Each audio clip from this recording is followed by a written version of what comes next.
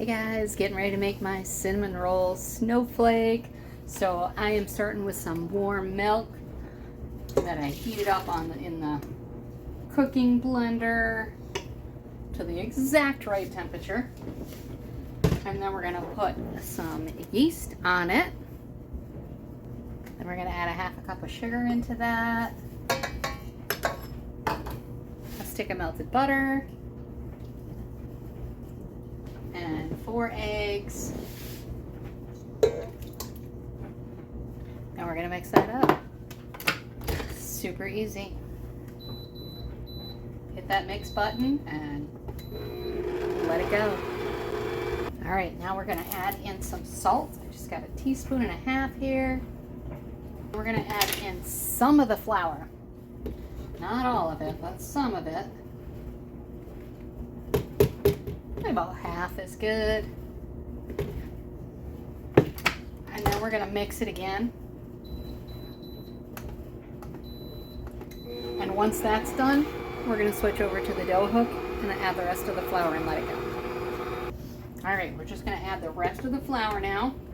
It's kind of a soupy mixture at the moment, but I swapped over to the dough hook. And this is so easy. We're going to set this on knead. It's got a nice knead setting and it goes for 8 minutes. So we're gonna just let that go. You can adjust the time if you want, but 8 minutes is perfect. All right, so it just finished this knead setting and I'm just gonna scoop it into a little bit of a ball, nice knead ball. And I actually have my multi-cooker pot here. I'm gonna put it in there to let it rise. So I used a basting brush to butter this. Just set the dough ball in there and then flip it over so both sides are buttered, and then I'm going to go put it on the yogurt setting and let it rise for about a half hour to an hour. All right guys, so the dough just came out and I have measured it out into 4 circles, approximately 14 ounces a piece, and we are going to use our baker's roller to roll it out on our large round stone here. So I've got my little baker's roller. I'm going to roll out one of them and then I will show you the next step. All right, now that we've got it rolled out, we're going to take some softened butter and our basting brush and just spread the butter all over this. And then we're going to top it with some brown sugar and cinnamon. And I'll show you that in just a minute. Then I rolled out our next layer, and we are going to put that right on top of this layer. And repeat the process with the butter and the brown sugar and the cinnamon. Just kind of layer it on here nice and neatly. Kind of want to make sure the circles are about the same size. And then we'll go again with the butter and the brown sugar and the cinnamon. We're going to repeat that for the next 2 layers. All right, so now that we got 3 layers with butter and brown sugar and cinnamon on there, the top layer you're just going to leave, roll out, and put it on top. And then you want to find something that's about 2 inches in diameter. I like to use our powdered sugar shaker here, and just because that's about right.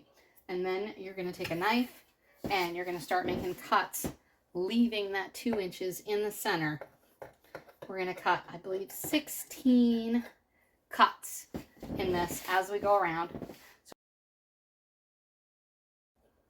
All right, so now you've got a little section in the middle that's uncut, and you're going to take each section, lift it one at a time, and you're going to twist them into each other. So the first one, you're going to twist one direction, just twist it like once or twice, and then the next section right next to it, twist towards that one. So you're going to keep twisting them towards each other so that every alternating one is pointed towards each other. All right, so I got it all twisted up. It looks really cool and pretty. And we are just going to take our basting brush and do a beaten egg here, and we're just going to give it a little egg wash to help crisp it up when it cooks in the oven. And I'm going to get this cooked tonight. And then we will serve it tomorrow, and I'll just heat it up a little bit tomorrow morning before we serve it and make a little bit of a frosting to go with it then. All right, guys. I'll talk to you soon. Bye-bye.